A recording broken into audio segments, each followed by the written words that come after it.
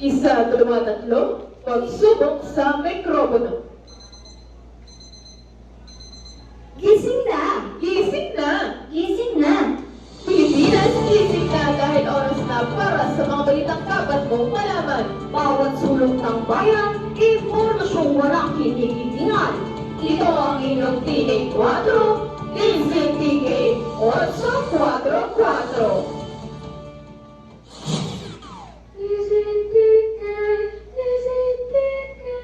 Kami ang inyong bantay bayan.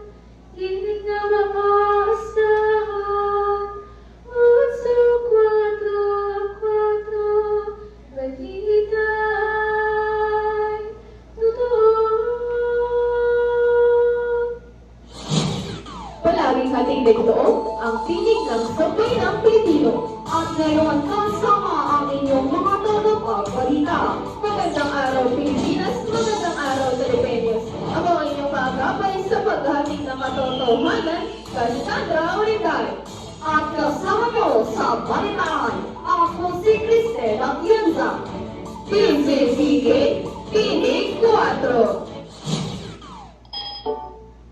Time check, 3 minuto makalipas ang alas 12 ng tanghali. Gumanda at gumayak dahil narito na ang ulo ng mga nagbabagong balita sa loob at sa labas ng bansa. Malakas na pagmula sa New York, nagdulot ng matinding pagbaha noong Hulyo 14. Nag-reforma naman ng DepEd matapos ang PH rank sa Apat para sa kahandaan sa edukasyon. Higit 1 milyong shabuan dali ng sabat sa mga kilig partner tulad sa Rodriguez Rizal. Vice Ganda, ayun na rin kay Joyang sa breaking news. Strong Group Pilipinas umangat sa 3-0 sa 2025 William Jones Cup sa Taiwan matapos ang 81-54 na panalo laban sa Qatar National Team. Narito ang mga detalye. Ang matinding pagmula sa New York nagdulot ng matinding pagbaha. Kasama natin si Ken Corrascoro para sa detalye. Ken, kumusta? Balitaan mo naman kami dyan. Salamat, Mr. Matinding pagula ng tumama sa New York City nitong Lunes, Hulyo 14. Nagdulot ng malawakang pagbaha at pagkasawi ng 2 katao sa New Jersey. Umabot sa 60 gradang ulan sa loob lamang ng 2 oras at kalahati. At dahil dito, itineklara ang state of emergency sa ilang bahagi ng metro area. Ako, si Pierre Cornastoro, nag-uulat. Balik sa'yo, Mr. Salamat sa ulat yan. Manatiling nakatutok sa inyong TK4, Dilson TK 844 para sa mga susunod na ulo ng mga balita. Sa paghahatid ng balitang lokal, DepEd Eyes Reform after PH Rank 74th and Education Readiness. Narito ang mga detalye na ihahatid ni Diana Santor. Hinihayag ng Department of Education nitong Martes na pinalalakas nito ang mga reforma sa batayang edukasyon. Matapos makuha ng Pilipinas ang GEPI score na 56.32 at lumagapak sa 74 na pwesto mula sa 177 bansa sa Global Education Futures Readiness Index 2025. Bagaman malapit sa pandaigdig ang average ng bansa sa ilang aspeto, kinikilala ang DepEd na kinakailangan pa ng mas malalim na reforma upang matugunan ang mga hamon sa hinaharap. Ako si Diana Santor, ng Kabalita. Maraming salamat sa iyong dalang impormasyon, Diana. Sa pagbabahagi ng regional news, higit 1 milyong shabuan dali ng sabat sa mag-event partner tulad sa Rodriguez Rizal. Kakwatros Antineta, ibahagi mo. 3 individual, kabilang mag-event partner at isang hinihinalang tulak ang naaresto sa bypass operation sa Barangay Burgos, Rodriguez Rizal nitong Sabado ng gabi.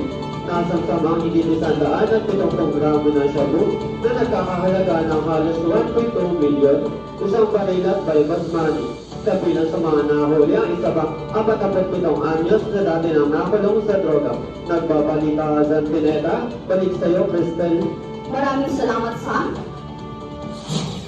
Magbabalik ang PCTK matapos ng isang paalala.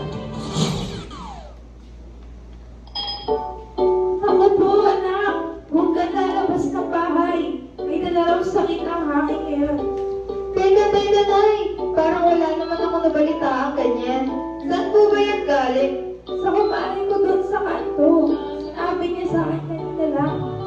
Nay, hindi naman trusted yung source mo eh. Tingnan muna natin sa balita ng DOH kung totoo ba yan.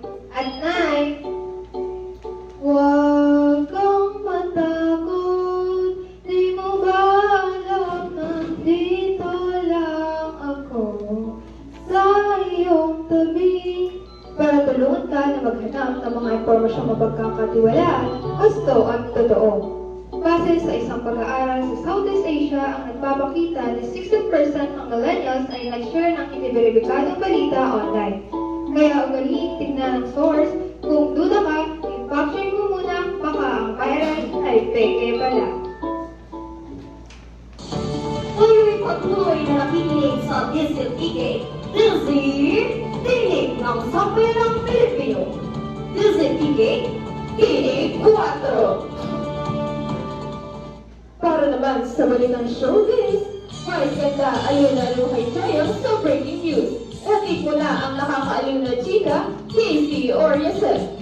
Hindi rin makakalimutan ni Vice Ganda ang kulitan moments kay Joyong sa It's Showtime. Nagati na good vibes si Joyong na kilala rin bilang Banana Queen sa segment sa breaking news nito lang ikasyam ng Hulyo. Protokolin at pagkagulat sila ni Vice Ganda, lalo na nasagutin ni Joyong ang tanong tungkol sa pag-ibig. Hindi kasi ako karinderya. I'm not open to all. Na umani ng papuri online. Questioner by Vice ang moment na ito sa Facebook.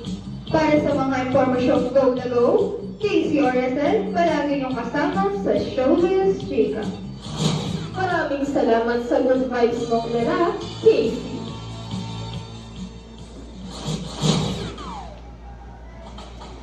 at tumako naman tayo sa larangan ng sports, kung saan ay siya naman tayong mapapahanga.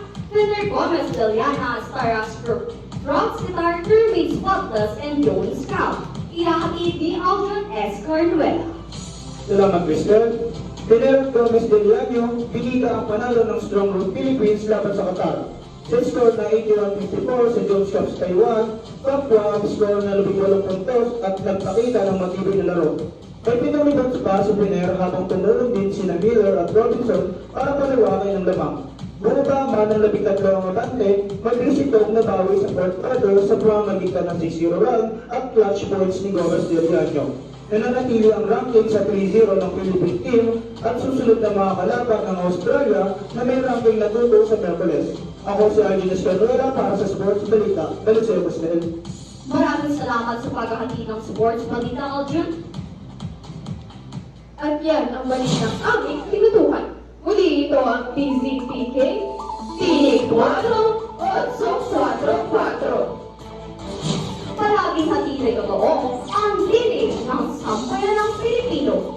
Muli ito ang inyong ka-4, Cassandra Orical. At kasama rin ninyo, Cristel Atienza. Balitang maasahan. Tinig ng sambayanan. Patuloy na maghahatid ng impormasyong kailangan mong malaman. TZPK, Tinig 4, 8-4-4.